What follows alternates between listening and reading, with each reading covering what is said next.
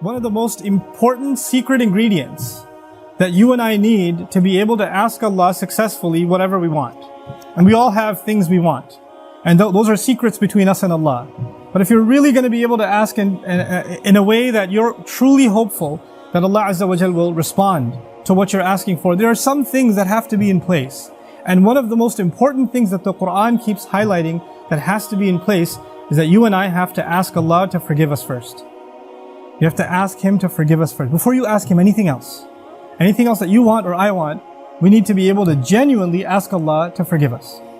And I'm saying today, people ask, which dua can I make for forgiveness? Or what are the best words I can say for this dua? Or people have duas for separate occasions. So when a woman is expecting, she'll email me or she'll come up to me and say, look, I'm going to have a baby. Which dua can I make right now? Or somebody will say, I'm going for a job interview. Which dua can I make right now? Right? It was always this, give me the special dua for the special occasion. Let me tell you, those words are important because they're sacred and they're revealed. But the dua for all occasions is actually seeking Allah's forgiveness. The dua to open up all of your problems, get rid of all of your problems, the one dua that takes care of everything is genuinely seeking Allah's forgiveness. Nuh alayhi salam invites his people, for over 9 centuries. He's doing constant da'wah to them. And at the end of that career, he looks back and he summarizes the message that he was trying to give them. Of course, he didn't have one speech with them. He didn't talk to them once or twice. Laylan wa nahara, da'awtu qawmi laylan wa nahara. Night and day. He didn't even take nights off. He's constantly inviting them. And in a surah dedicated to his name, Surah Nuh, the surah of Nuh alayhi salam, he himself summarizes the entire message he was giving his people this whole time. What is it that I want from you? Inni kullama da'awtuhum litaghfira lahum. Every time I was inviting them, I was only inviting them, calling them to this faith, so you could forgive them, Ya Rabb. So you could forgive them. And then literally he says, here's how I invited them. This is what I exactly said to them over and over and over again. Qult, I said, istaghfiru rabbakum. Seek forgiveness of your master. Innahu kana ghaffara. Certainly Allah is someone who keeps on forgiving and keeps on forgiving and keeps on forgiving. And He does it repeatedly. But what He says after that is so remarkable.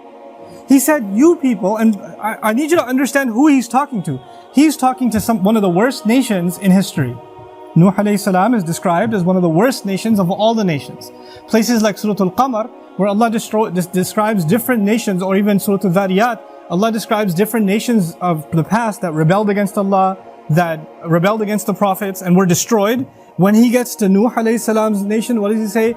وَقَوْمَ نُوحٍ مِّن قَبْلِ إِنَّهُمْ كَانُوا هُمْ أَظْلَمَ وَأَطْغَى. The nation of Nuh from much before, they certainly were more wrongdoing and more rebellious than everyone else. Like He has the worst condemnation of the people of Nuh. It makes sense. They had a messenger not for one generation like every other prophet. They had a prophet 3 generations, 4 generations every century. Every 2 decades there's a new generation of kids that have grown up.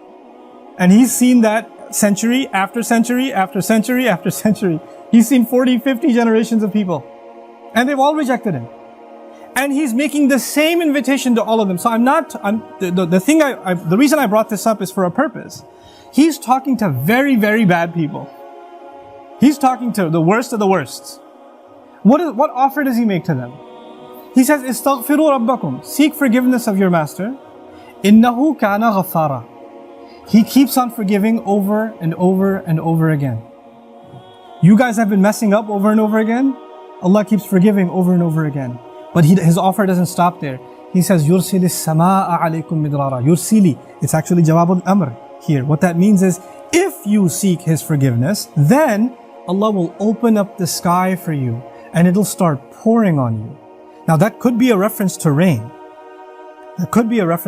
And ironically, it's not a reference that you will get flooded. They did get flooded, right? They did get flooded, but Allah is talking about a different kind of rain now. If you seek forgiveness, that same rain that destroyed them will be the rain that brings them life. They didn't pray for rain. They didn't ask for rain. And Allah just asked them to make dua to be forgiven. But if you ask dua to be forgiven, the sky will open up and start pouring. Now Allah did not say water will pour.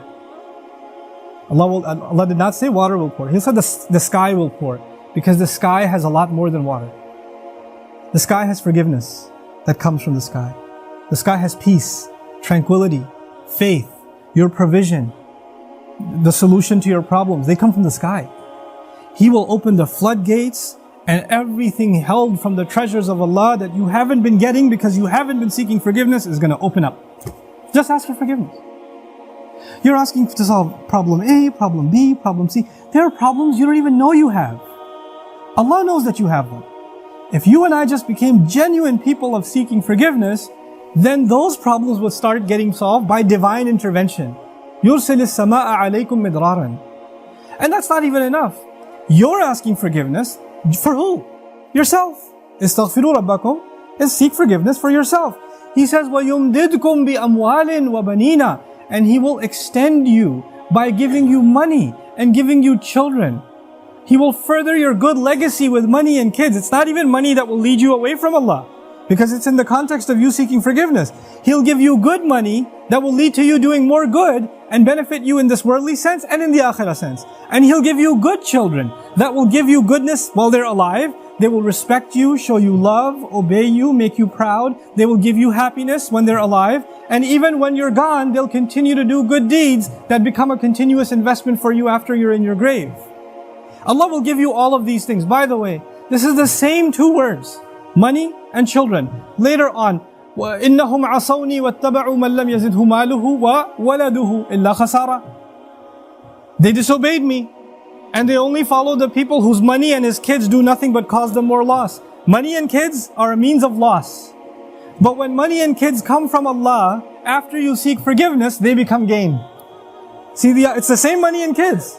It's the same money and kids. The only difference is, now they have the blessing of Allah's forgiveness on top of them. It's like they were contaminated until Allah purified them with His forgiveness. Istaghfiru rabbakum, and look, seek Allah's forgiveness. What doesn't open up? The sky opens up in ways you can't imagine.